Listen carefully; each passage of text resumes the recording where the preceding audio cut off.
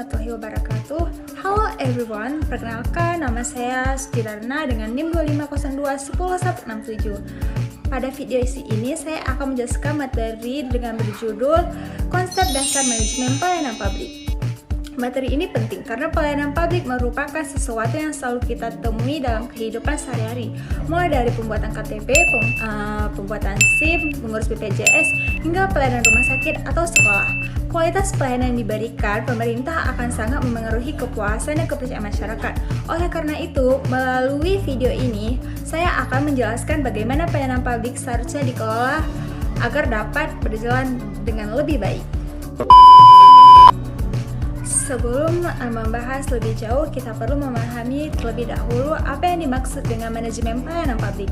Secara sederhana, manajemen pelayanan publik adalah proses mengatur dan mengelola pelayanan yang diberikan pemerintahan kepada masyarakat agar berjalan secara efektif, efisien, transparan, dan dapat dipertanggungjawabkan. Jadi, tujuan utama bukan hanya memberikan pelayanan, tetapi juga memastikan masyarakat mendapatkan pelayanan yang mudah, cepat, adil, dan sesuai dengan kebutuhan. Jika pelayanan dikelola dengan baik, maka kepercayaan masyarakat terhadap pemerintah juga akan meningkat. Dalam pelaksanaannya, manajemen pelayanan publik memiliki 4 fungsi utama.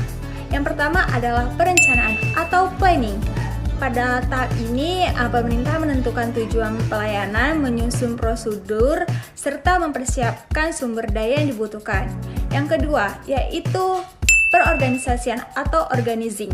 Artinya pada pegawai diberikan tugas dan tanggung jawab yang jelas sehingga pelayanan dapat berjalan dengan tertib. Selanjutnya adalah pelaksanaan atau accounting.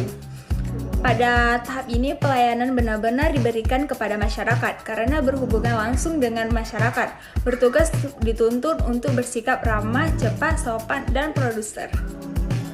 Terakhir adalah pengawasan atau controlling. Pengawasan dilakukan untuk memastikan pelayanan sudah sesuai dengan standar yang ditetapkan serta menjadi bahan evaluasi agar pelayanan terus mengalami perbaikan. Selain memiliki fungsi, pelayanan publik juga harus dijalankan berdasarkan beberapa prinsip penting. Yang pertama yaitu ada akuntabilitas. Artinya semua informasi mengenai prosedur, biaya maupun waktu pelayanan harus disampaikan secara jelas kepada masyarakat.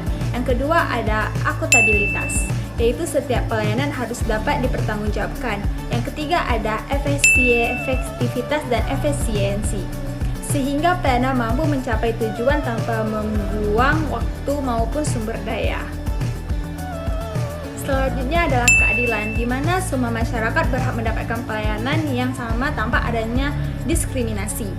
Dan yang terakhir adalah responsivitas, yaitu kemampuan pemerintahan dalam merespon kebutuhan serta keluhan masyarakat dengan cepat dan tepat.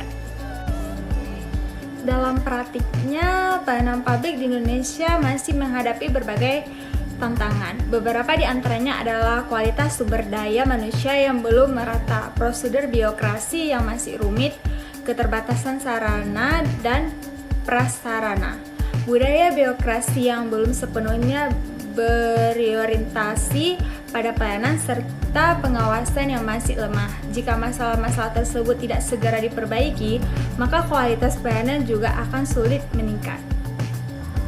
Untuk mengatasi berbagai kendala tersebut, pemerintah perlu melakukan beberapa langkah. Misalnya dengan meningkatkan kemampuan aparatur melalui pelatihan, menyederhanakan prosedur pelayanan, memanfaatkan teknologi digital atau e-government, memperkuat sistem pengawasan, serta menerapkan prinsip-prinsip good government. Melalui langkah-langkah tersebut diharapkan pelayanan publik menjadi lebih cepat, lebih mudah diakses, lebih transparan, dan mampu memenuhi kebutuhan masyarakat. Salah satu contoh yang mudah kita temui adalah penyalanan di Dinas Kependudukan dan Pencatatan Sipil atau Disdukcapil.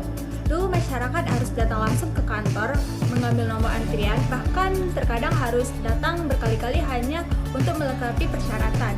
Namun sekarang banyak daerah sudah menyediakan layanan secara online. Masyarakat cukup mengunggah dokumen melalui aplikasi atau website resmi sehingga proses menjadi lebih cepat, lebih praktis, dan lebih transparan. Meskipun begitu, masih ada tantangan seperti keterbatasan jaringan internet di beberapa daerah dan kemampuan masyarakat dalam menggunakan teknologi digital. Sebagai penutup, dapat kita simpulkan bahwa manajemen pelayanan publik memiliki peran yang sangat penting dalam meningkatkan kualitas pelayanan kepada masyarakat. Dengan menerapkan fungsi manajemen, menjalankan prinsip-prinsip pelayanan yang baik, serta terus melakukan inovasi, pemerintahan dapat memberikan pelayanan yang lebih efektif, efisien, transparan, dan berorientasi pada kepuasan masyarakat.